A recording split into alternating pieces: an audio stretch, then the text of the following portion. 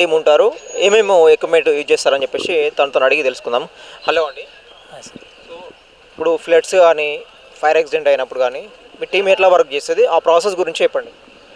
ఈ ఫ్లడ్స్ వచ్చినా కానీ, లేకపోతే సైక్లోన్ వచ్చినా కానీ, లేకపోతే ఏదైనా కెమికల్ ఇన్సిడెంట్స్ కానీ, బయాలజికల్ కానీ, రేడియలాజికల్ కానీ, న్యూక్లియర్ కానీ, ఎనీ టైప్ ఆఫ్ డిజాస్టర్ వచ్చినప్పుడు ఎన్డీఆర్ఎఫ్ టీమ్ అనేది రెస్క్యూ అండ్ ఎవక్యుయేషన్ చేయడానికి ఎప్పుడు సిద్ధంగా ఉంటుంది.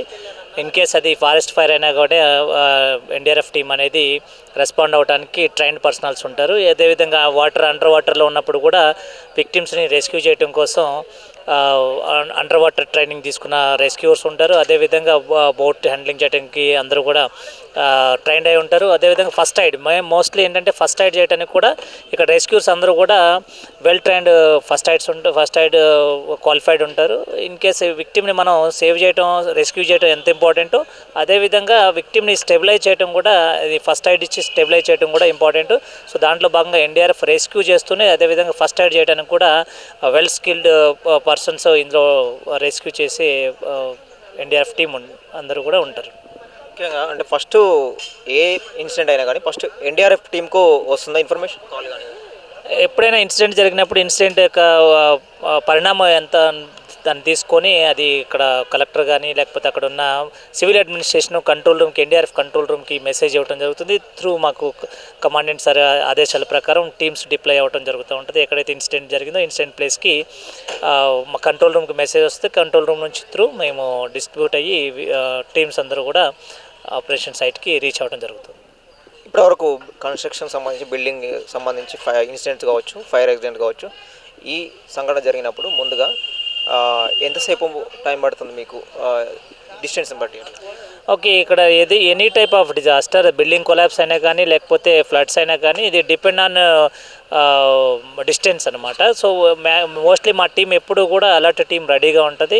విత్ ఇన్ మెసేజ్ దొరికిన 15 మినిట్స్లో గేట్ నుంచి బయటకి టీం అనేది మూవ్ అవడం జరుగుతూ ఉంటుంది with all equipments, all type of equipments. అది ఫ్లడ్ ఎక్విప్మెంట్సా లేకపోతే సిబిఆర్ఎన్ ఎక్విప్మెంట్సా లేకపోతే బిల్డింగ్ కొలాప్స్ ఎక్విప్మెంటా, any type of disaster with pack తోటి ఎన్డీఆర్ఎఫ్ టీం అనేది 15 మినిట్స్లో గేట్ నుంచి మూవ్ అవడం జరుగుతుంది. మన ఇండియా టీమ్స్ ఎవరైతే ఉన్నారో ఈ హైదరాబాద్ మొత్తం జేహెచ్ఎంసీ సారథిలో టీమ్స్ వైజ్ ఉన్నారా, లేకపోతే ఒక దగ్గర ఉండి డిస్పోజ్ అవుతారు?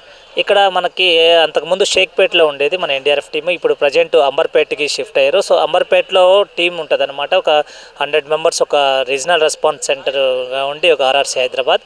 అక్కడ నుంచి మన తెలంగాణలో ఎక్కడ ఇన్సిడెంట్ జరిగినా కానీ ఫస్ట్ అంబర్పేటలో ఉన్న ఏదైతే టీమ్స్ ఉన్నాయో అవి ఇన్సిడెంట్ ప్లేస్కి రీచ్ అవ్వటం జరుగుతుంది.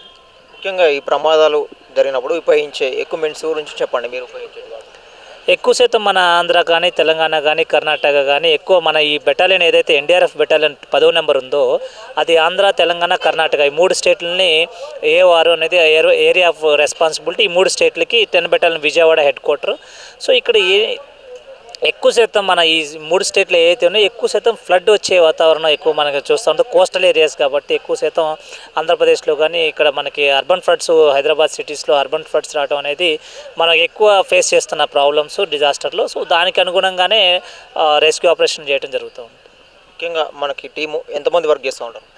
ఒక టీం వచ్చేసి 47 మెంబర్స్ ఉంటారు. అది ఎనీ డిజాస్టర్ 47 మెంబర్స్ ఒక టీం అనమాట. సో మన బెటాలియన్కి వచ్చేసి 18 టీమ్స్ ఉంటాయి. ఒక బెటాలియన్కి వచ్చేసి 1149 ప్లస్ ఒక కమాండెంట్ సార్ కలిపి 1150 మెంబర్స్ ఒక బెటాలియన్కి డిప్లాయ్ అయి ఉంటారు. సో డిఫరెంట్ ఏరియాస్లో ఆర్ఆర్సీలు ఉంటాయి, రీజనల్ రెస్పాన్స్ సెంటర్స్ అని.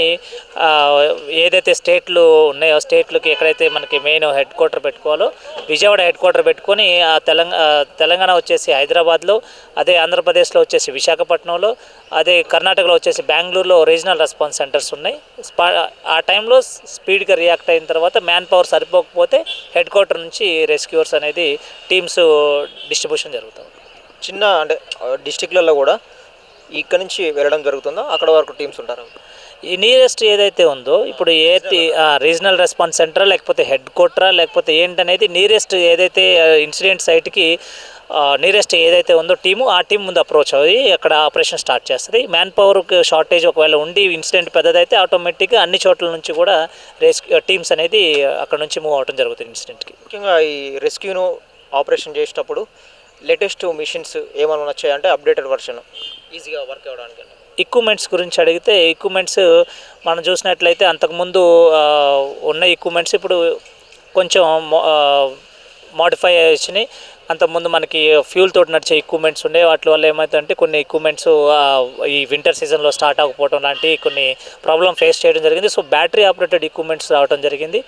అదేవిధంగా విక్టిమ్ లొకేటింగ్ కెమెరాస్ కూడా కొన్ని న్యూ ఫీచర్స్ తోటి రావడం జరిగింది. ఏదైతే ట్రాప్డ్ విక్టిమ్స్ ఉంటారో బిల్డింగ్ కొలాప్స్లో అక్కడ ఏదైతే విక్టిమ్ లొకేటింగ్ కెమెరా ఉందో అది కానీ, లేకపోతే కొన్ని సెన్సార్స్ తోటి అక్వాటిక్ సెన్సారు, సెస్మిక్ సెన్సార్ అని చెప్పేసి లైవ్ డిటెక్టర్ 1 ఏదైతే ఉందో ఆ సెన్సార్స్ తోటి కూడా విక్టిమ్ని ఫైండ్ చేసే విధంగా మాడిఫై చేసిన ఎక్విప్మెంట్స్, టెక్నికల్ ఎక్విప్మెంట్స్ ఉన్నాయి. వాటి ద్వారా మనం విక్టిమ్ని ఫైండ్ చేసి విక్టిమ్ని రెస్క్యూ చేసే అవకాశం ఎక్కువగా ఉంది. జనరల్ డ్యూటీ అంటే 24 hours ఇంటూ ఎన్డీఆర్ఎఫ్ టీం అందుబాటులో ఉంటుంది.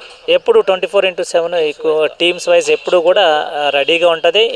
ఎనీ టైమ్ మెసేజ్ వచ్చిన 15 minutesలో టీం అనేది మూవ్ అవటం జరుగుతుంది. Thank you. Okay sir.